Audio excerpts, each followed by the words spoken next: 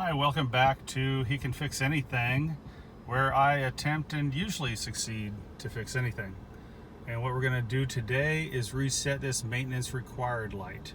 This means that the engine needs an oil change, which I just completed for this customer.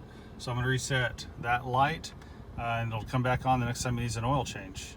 And to do that, you're going to need to push a couple of buttons.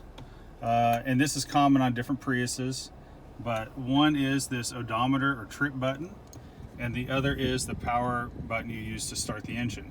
And one thing you're not going to do is to put your foot on the brake. You're going to want to take your foot off the brake. Let me make sure you can see that. Take your foot off the brake, otherwise it will try to start. And so what we'll do, we'll go ahead, shut the engine off. There we go. And I'm going to set the camera down. And we're going to push this once and hold it. Push the power button, boom, boom, 2 times as we're holding this.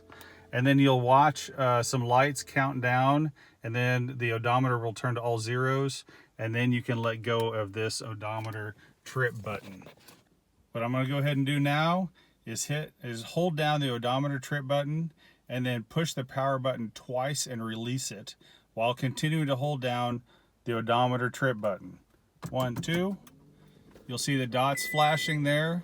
They'll count down. Waiting for Perry. And then all zeros. Let go of the odometer trip button, and you'll see that the maintenance required is off. Now we'll go ahead and start the engine.